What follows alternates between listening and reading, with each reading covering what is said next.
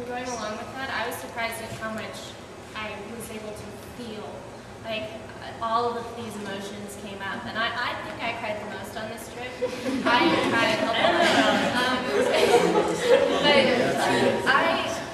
But I just had all these emotions come up, and I mean, I learned a lot about myself through those, and being able to express how you feel with this group, and being so safe around them, and feeling like I'm comfortable enough to be able to do that was the most surprising. And also having Michael and Brady there, like they just know how to hit you in the spot. They just get to you without even knowing what's going through your mind. They just know. The food was a So surprise. all you guys had a moment when you cried? Yeah. One of the most surprising serious moments for me was when I thought I was going to go to Auschwitz or the House of Terror. I thought I was, everybody talked about emotions and crying. It was funny because it was so beautiful, and there was a lack of emotion at some of these places. It was just so, it's hard to comprehend it. And it was a flip side for me. It was more like we were talking about how, we didn't necessarily have to go to Eastern Europe to do this trip and learn more about ourselves. And it was to the point where I got very, emotional was when our group, when I saw our facilitator Lucia working so hard, and when at the end, when I made such strong friendships with some of the European coordinators and my friends, and it was like, I was more inspired by people, and we went to these beautiful places, these places where things happen, but in a way, that's all gone, and it was kind of the here and now that really touched me, and that I'll take away, more than Auschwitz, more than the House of Terror. So that was a surprising moment. Mine happened probably the minute I stepped off the plane in Vienna, or the minute we got to the J&T building. I kind of decided going on this trip that I wasn't going to be homesick, that I was ready for a break from my parents, and I just needed to get away. And the minute I stepped off the plane, I was just hit with all these emotions, and I tried my best to keep them inside, and then we were 10 minutes from leaving to go to our host families, and Brady came up to me and started asking me how I was, and that was just the end of it. Everything just poured out of me, and I was a wreck, crying, and it was that moment. We hadn't even done anything as a group, but that moment I realized almost everything I'd done the previous year was my fault, I guess, and I blamed it all on my parents. It was just the most eye-opening thing for me ever.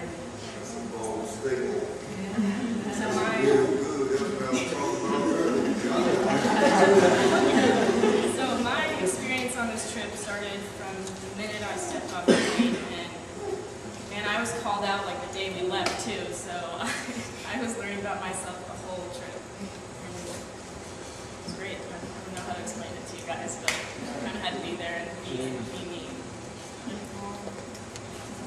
My surprising part was in Prague when we did this I guess you would call it kind of spiritual expressing yourself dance. And the first thing I'm thinking was oh my gosh, this is so weird. And I was laughing of not just nervousness, but kind of this is weird. I'm not gonna do this. And then once I finally told my inside voice to, excuse my language, shut the hell up and just do it, that's when I finally stepped out of my shell and just went with it. That's my surprising part. Yeah, going on off with that, that was definitely one of my very surprising moments as well, because the theme that night of the music that they were going to be playing is going to be playing live music with tambourines and all these different instruments. And the theme of it, what the three directors wanted it to be was to really get to get in your inner soul. And so they say, I started and I was like, oh, this is embarrassing. And then I started watching other people and then realized they don't really care what other people think about them. They're doing their thing because they want to do that. And so I just close my eyes and let go. And then I've got spiritual in the dance. And then at the end of the song, I acknowledged the three directors that were doing all the instruments, because I got very moved that each piece that was played and each instrument, the tone of it and every rhythm was my life story. And I was able to really relate to that and put it together and see the things about me that I had never seen before. So that was very experiencing. Mine was like 3, 4 o'clock in the morning when we got to Vienna, leaving back to here. So I was like, oh, this is all over. You know, we're all close together. And I didn't want that to end. I want like us being together like almost 24/7. I just didn't want that to end at the time. And that kind of gave me kind of yeah, like What? we had like go our separate ways and all that, you know, go to our own homes. So we're all moving in together. We'll get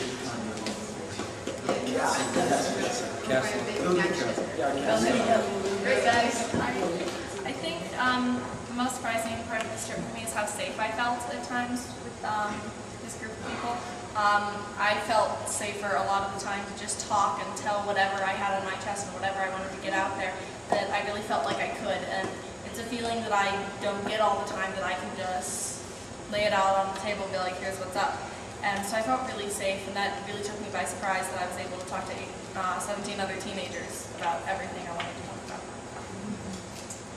My most surprising part of the trip was when I got lost for an hour and a half in Bratislava. I was really scared at first, and I was like freaking out because I couldn't talk or read. It was a very uneasy feeling, and after a while I just got used to the fact that I was lost, and I started looking around me, and I just noticed all the beautiful like architecture and like, all the pretty sounds and the things that I would never be able to see here, and realizing that people lived there, it was just like so amazing. And then I got back and I was really mad.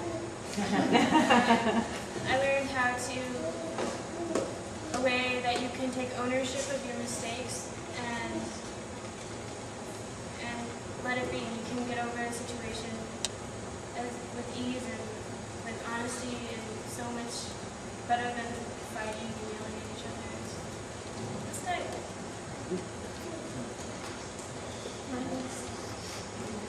My most surprising moment was in Coaching. We thought the community center. We thought that we were gonna get more time to do something and really make a difference. And everyone was complaining, "Oh, what are we gonna do? We have 3 hours." But when we got there, and it wasn't exactly as great as we had planned, even our little 3 hours. But we still made such a huge impact, and just seeing the look on their faces was really amazing, that we made a difference and we didn't just waste our time doing nothing. I got one.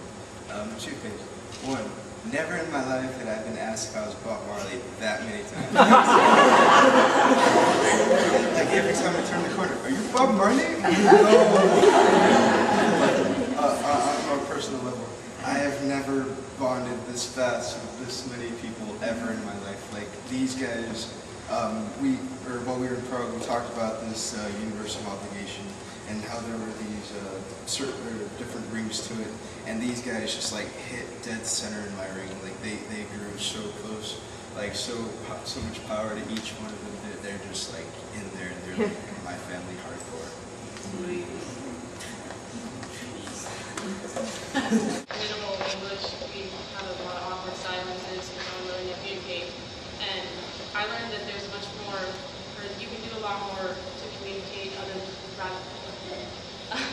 that doesn't involve speaking to each other. So, I mean, I took that back. I can communicate with people in America even if they don't speak English. Like, taught me that you don't need to speak to them clearly to be involved.